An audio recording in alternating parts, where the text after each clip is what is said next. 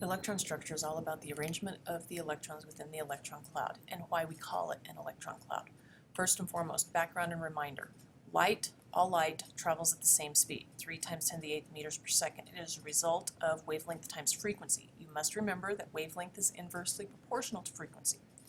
Second thing, we had the discovery early on by Max Planck that energy is quantized. In other words, that those photons, light is found in packets or quanta, photons. In other words, I have a specific energy, I don't have energy in between. It's either here or here, it's not in between. There's no such thing as in between. Now, based on that understanding, Einstein came up with an idea and was able to take Max Planck's idea and explain what's going on in the photoelectric effect. You probably remember that the photoelectric effect was light shone on metal and it produced a current when electrons left. But not all light was equal.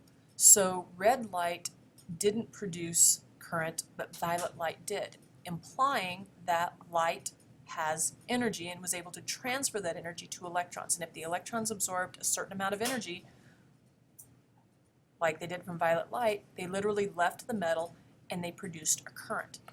And this led to the idea that energy is related to Planck's constant times the frequency of light, so that the higher the frequency of light, the higher the energy. So that means we can put our speed of light equation and our energy of light equation together because they both share frequency. So you can create a single expression so that if we know the wavelength of light and we know Planck's constant, we can determine the energy of that light by taking Planck's constant times the speed divided by the wavelength, and that'll give us our energy. Now, this was important in terms of what was going on, or laying the groundwork to explain why some particles emit color. So molecules and atoms emit distinct colors or have a distinct emission spectra. Whereas white light, we see the entire rainbow. With elements, we didn't. We only saw certain parts of this.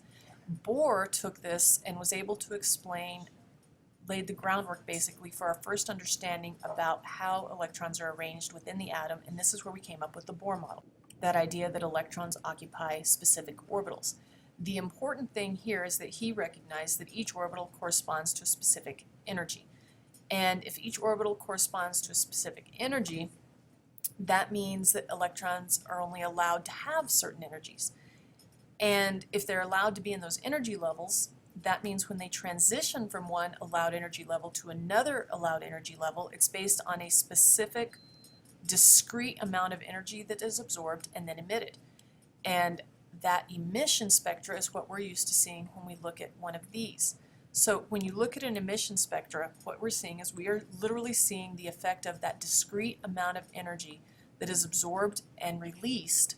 And so literally this amount of energy was absorbed in order for that amount of energy to be released. This also means that I can define what the allowed energy levels are, and that's where you get this equation. So changes in energy, so if I go from an N1 to an N2 or an N1 to an N3, that is a discrete amount of energy that had to be absorbed and then emitted, and this is where the Rydberg equation comes in. If you are interested in looking at how this equation was derived, feel free. Really, all you need to know is how to put it together. Notice here that my final minus my initial, if I'm emitting energy, my final energy level will always be lower than my initial, and if I'm absorbing energy, my final is always higher than my initial. No matter what, the change in energy is constant from one level to another. So from N1 to N2, it's a constant amount of energy based on the idea of discrete energy levels. Now, moving on and laying groundwork for our quantum theory, we come to the idea that if light has a dual nature, then matter should have wave properties. So if a light can be both a particle and a wave, that means matter should be able to be a particle and a wave. Basically what it amounts to is there's an inverse relationship. If I have a high mass, I have a very low wave function. If I have a very low mass, I can have a higher wave function. And this is why, to some extent, electrons behave like wavelengths. This is also what lays the groundwork for the Bose-Einstein condensate, because when you get down to a cold enough, and this is what's interesting, when you get cold enough, the wave function becomes significant as well. Now, this also led to Heisenberg. and Heisenberg basically determined that if you know the momentum, you can't know the position. If you know the position, you can't know the momentum. This is basically all you have to know. Now, the significance of this is what Schrodinger did with it. And he took this and said, okay, if we can't know the exact location, we can know a statistical probable location of where an electron is at any moment in time. And this is where we get our probability density maps. And this idea of a probability density map is based on that statistical equation that he came up with, and this is what is known as quantum mechanics. And in essence, quantum mechanics is simply this idea that particles, electrons, behave like waves, and that we can have a statistical probability of location. That statistical probability he broke down into quantum numbers. So we have 3 quantum numbers from Schrodinger's equation. Technically there's a 4th that was discovered after this equation. In essence, what happens is if I know the quantum numbers, I can get a pretty good idea of where the electron will be found within the electron cloud. So the first one corresponds to our idea of energy levels, that discrete energy level within the atom. So the N1, N2, N3. It's whole number integers corresponding to the periods on the periodic table. Now, the second quantum number is what's known as angular momentum. This is what determines our shape. So in essence, different orbitals have different shapes, S, P, D, and F. The S orbital is spherical. Our p orbital kind of has this dumbbell shape. Our d orbital is cloverleaf until the 5th one. And then f orbitals are just even more complex from there. Now, the second thing is noticing the values. Values are from 0 to n-1. This is important because the n-1 is the maximum. That's the maximum value, and then it includes everything below. So for example, if I have an n equals 2, that means my L will have a value of 1 and 0 because it's everything, it's that and then everything below that. So L equals 1, that means if I'm on the quantum number 2, if I'm on the second row, I can have an orbital that has an S shape and I can have an orbital that is P shaped, and so I have spherical and dumbbell shaped. The last quantum number, the third one, is what's known as the magnetic quantum number. Notice it's negative L to positive L. So my m's of L is known as negative L to positive L. So in other words, depending on the value of L, I can have a range of values for m. So if we look back, if I have a 0, my m's of L is going to be 0 because negative 0 and positive 0 is still 0. But as soon as I change it to a 1, that means I can have a negative 1, a 0, and a positive 1. Because remember, it's everything in this space. If I have a 2, well, then I have negative 2, negative 1, 0, positive 1, positive 2. So I get these multiple orbitals, and it corresponds to the value of that orbital.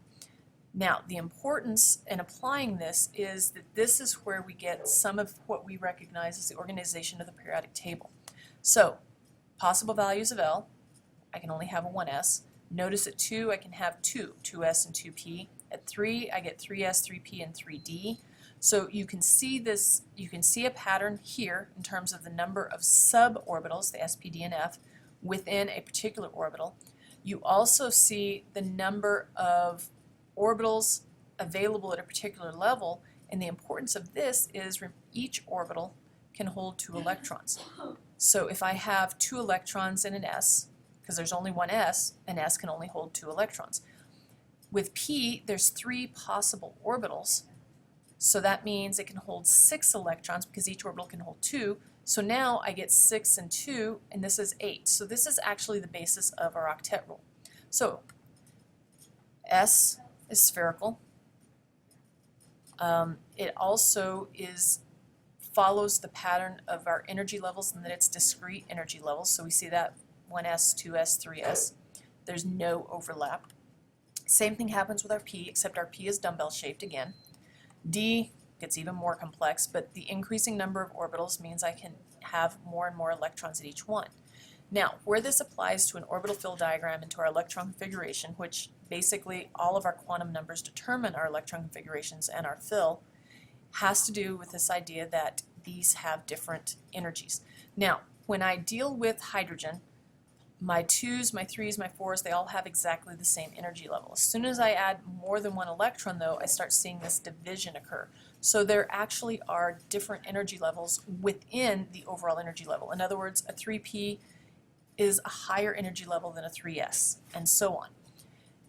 Now, that leads us ultimately to our spin, which is our fourth quantum number. And basically, spin is the idea that not every electron that occupies an orbital is going to have the same energy, and it was observed by sending it through a magnet. And so this is where we get the up-down arrows. And the up-down arrows then becomes part of what's known as the Pauli exclusion principle, in that the electrons cannot have they can't have quantum numbers, the same four quantum numbers. So I have to have an up-down arrow, okay?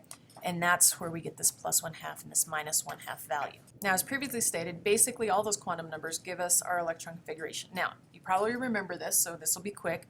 Electron configuration tells us three things. It basically tells us the energy level, the suborbital shape, and the number of electrons within each of those. We can also tie our electron configuration, our quantum numbers, to an orbital diagram. Within our orbital diagram, we also have another rule, which is our Hund's rule. Hund's rule is this idea that the electrons will occupy any orbital of the same level with one electron of the same spin prior to pairing up.